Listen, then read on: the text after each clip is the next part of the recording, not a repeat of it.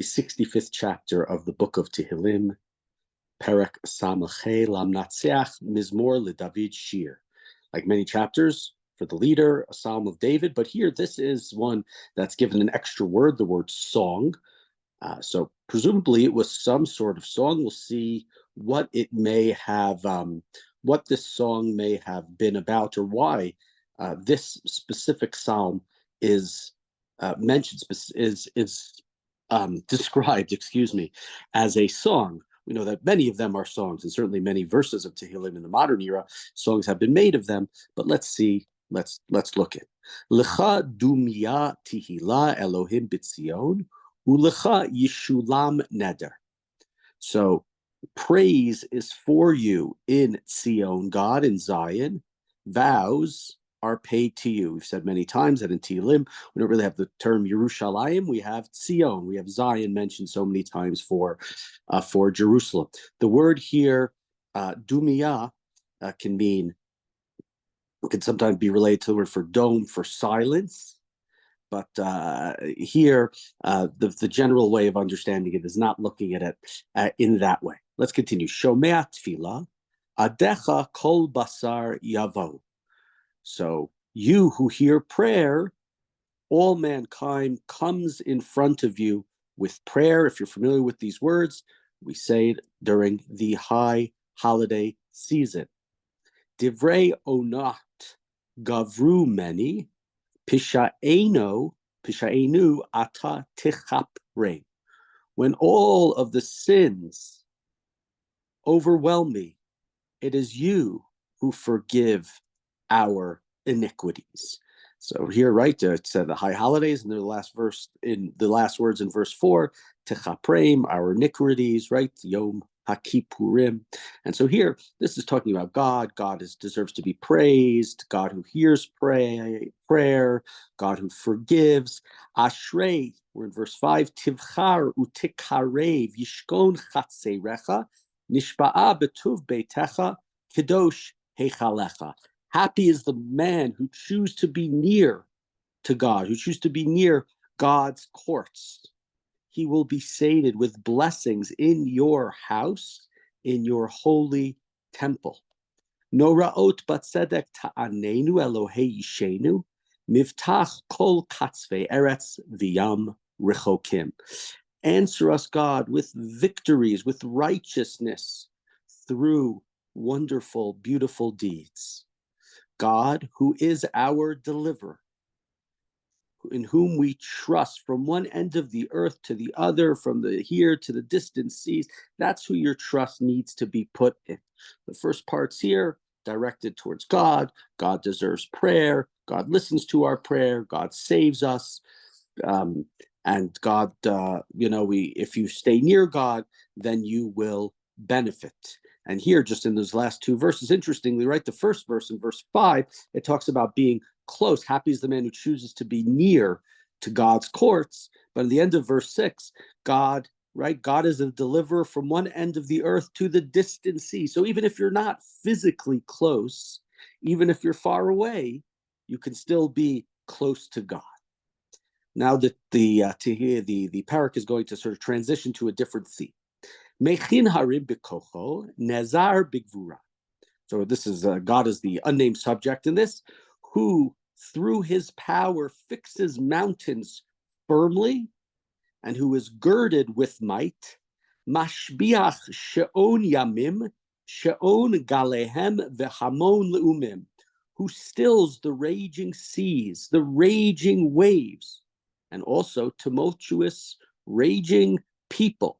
So here we move from God as the one who hears prayers, the one who offers salvation, the one who your life will be good and not troubled if you're close to him, whether that's geographic or, as we said, whether you're far away, but you remain close in your ideas and ideals to God. And now we've turned much more towards the natural world and God's control, ownership over the natural world.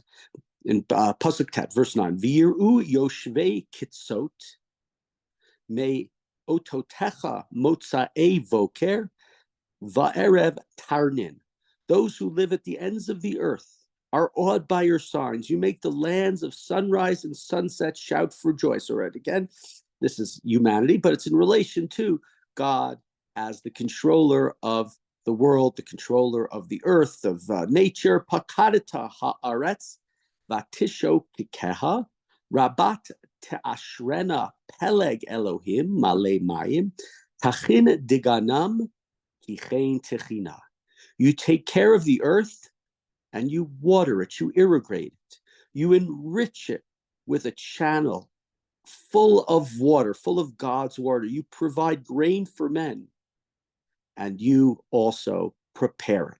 And here, this is what is at the core of the idea of God's control over the world and what we are dependent upon God for, which is rain. In the ancient world, and we've talked about this probably before, but one of the great we have in the Torah in a few different places where Israel is compared to Egypt, and the difference is in Egypt you have the Nile, and in Israel, if you want water, if you want irrigation, you need to turn to God and ask God for water. You need to behave properly. We know, of course, the second paragraph of Shema, where it talks about if the Jews listen, then they'll get water, they'll get rain, they'll have Dagan, Tirosh, V'yitzar, right? Everything will be good for them. But if they don't, it won't rain, and they will be quickly removed from their land. And so God here, who has given rain, and the giving of rain, which grow the crops, etc., and allows people to eat, is the God who controls the earth, is the God who controls the world, is the God who hears the prayers, is the God who takes care of you if you're close to him, or even if you are far away. And this description continues in verse 11. Tilameha rave nachat gedudeha, berevivim timogegena, simcha tivarech. Saturating its furrows, leveling its ridges, you soften it with showers, you bless its growth. We know that water can also be a destructive force, tsunamis and hurricanes, etc. And so, right, it's raining, but if it rains too much, too hard, that is not beneficial. Itarta shnat tovatecha uma'agalecha yirafun dashen. You crown the year with bounty. Fatness is distilled in your paths. Yirafu neot midbar vigil givaot tach gorna. The pasture lands are full of it. The hills are, in a sense, girded. They're covered with joy because of all of the rain. They've, in a sense, sprung back to life, as it were. Lavshu charim hatson va'amakim ya'atvuvar yitro a'u af yashiru.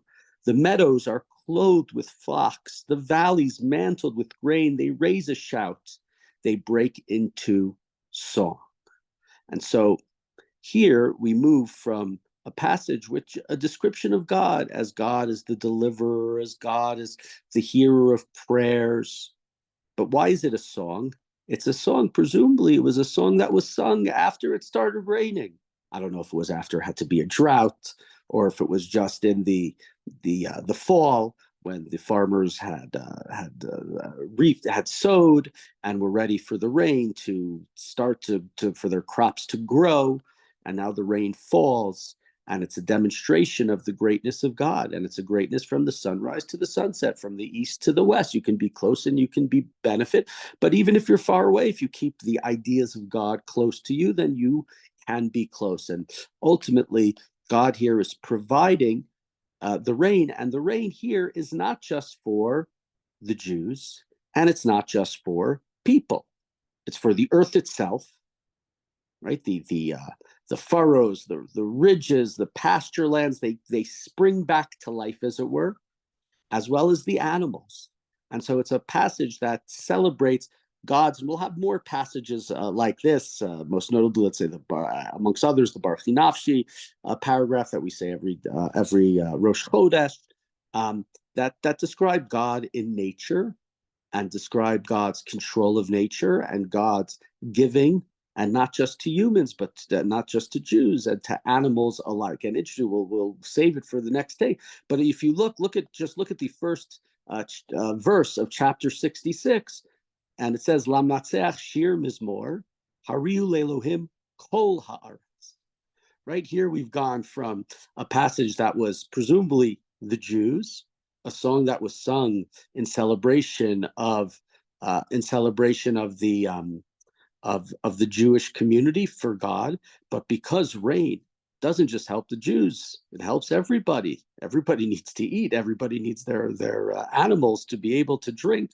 We turn from 65 into 66. It's almost as if we turn from something that was specifically for us as in the past, going to something that is effective to the world. There is a midrash about this I heard at some point. I don't remember all the details, but it involves I don't know, a pagan or something, and a rabbi in the Talmudic period. And if you know this midrash, please feel free to fill in the names. Or the pagan says, you have your holidays and we have our holidays. You have Pesach and you have Sukkot, or you have Hanukkah, whatever it might be, and we have our holidays. He mentions specifically the holiday calendar, which is where the word calendar comes from, which was a pagan holiday at the end of the year, around the time where Hanukkah. He mentioned something that sounds kind of like Christmas, a Christmas or something. I don't know if it's a precursor to Christmas. And so he says to this rabbi, he says, so we have our holidays, you have your holidays. We have the times that we rejoice, and you have the times that that you rejoice.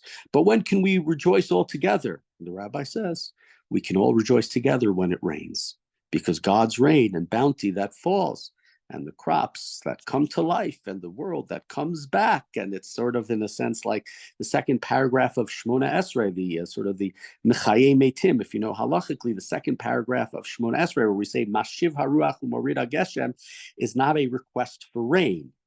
It is about God's power. When your yellow grass suddenly in April starts, or May, or whatever month it is, starts to go green again, and you start to see the world coming back to life, that's a demonstration of God's power, similar to the idea of the resurrection of the dead, similar to the idea of something that looks dormant, something that looks like it's gone, is now coming back to life. And so here, right, the rain is something that provides everybody. It brings us back. It takes us back from the worries of not being able to eat. And it doesn't just, it's not something, of course, that just we as Jews are able to celebrate, but it's something which is nicer, we can celebrate together with all others, other humans, and as described in this chapter, other animals and the earth large altogether.